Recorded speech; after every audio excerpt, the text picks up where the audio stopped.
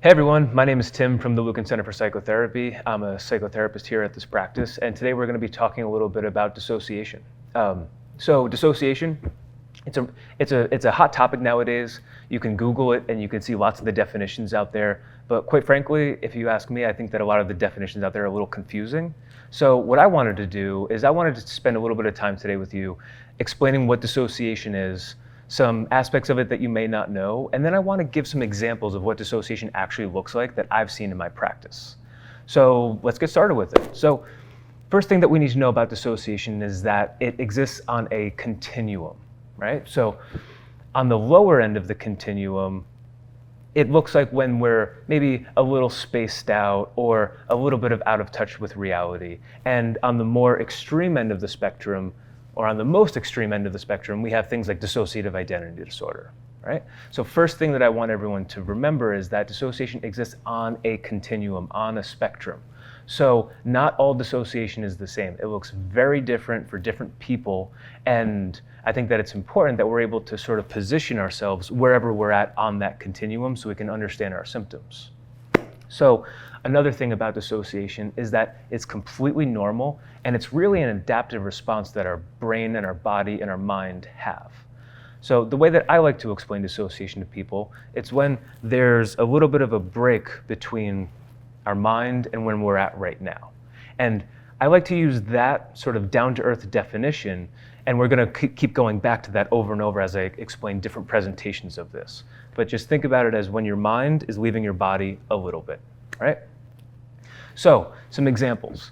So on the lowest end of the spectrum, I think everyone has these experiences where you might be driving in your car and then all of a sudden you realize, oh my gosh, did I stop at that stoplight?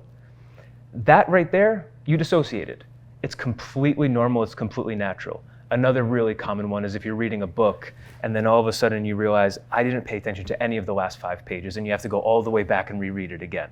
It's annoying, your mind checks out a little bit, you end up daydreaming to God knows what. That's the lowest end of dissociation. It happens to all of us probably every day. It's probably happened to me 3 times already today. Moving up the spectrum a little bit, from not so severe to more severe, I've heard lots of experiences of when people are going through a traumatic event and they have the out-of-body experience. Now, that out-of-body experience, people truly feel and see the event happening from a third-party perspective, right?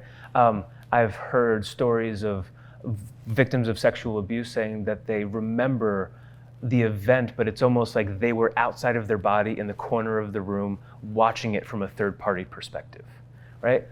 These types of dissociations where we have out-of-body experiences, or we don't feel like things are real, or we're going through something so intense that we truly notice something is very off. Again, it's an adaptive response. It's actually protective.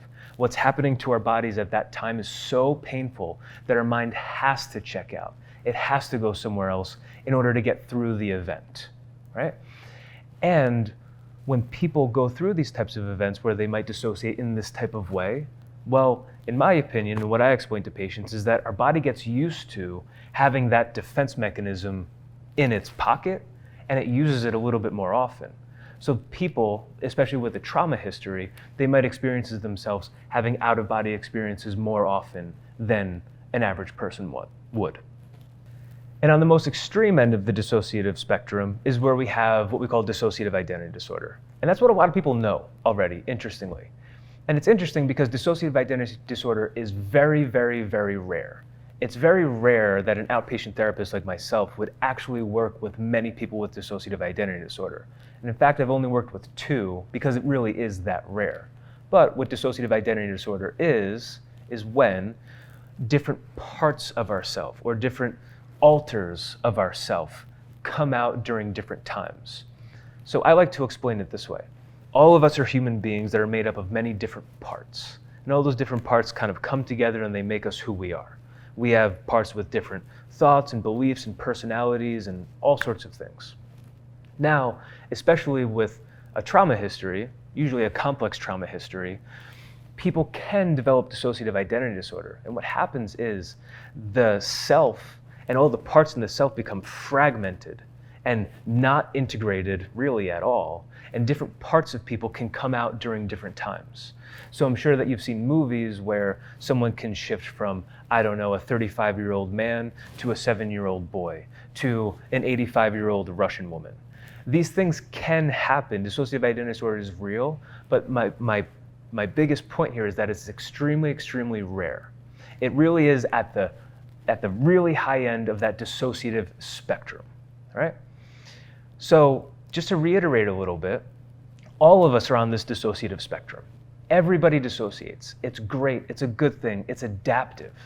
And when people have troubles with dissociation, it's usually because there's a trauma history there where their body sort of, and their mind really relies on dissociation maybe a little bit too much. Our mind, our brain, our body gets used to that defense mechanism, and it's using it during times even when we're not in a crisis, right? So it's a very common symptom of post-traumatic stress disorder, especially with complex PTSD, and it presents in a lot of ways. There are many other ways that I could explain that it presents on the spectrum, but I wanted to give you 5 little snapshots of kind of what it can look like on that spectrum. And so you might be wondering, well, what can we do about dissociation? What are some things that can help? I'm going to give you 2 things that we can do to sort of work a little bit differently, like away from dissociation. It isn't a cure, it isn't a fix, but it is something that I tell my patients to do all the time who are struggling with dissociation. So number 1, really, it boils down to mindfulness. Now, you can watch many other YouTube videos and learn a whole lot about mindfulness in other places. I could probably talk about it for a year.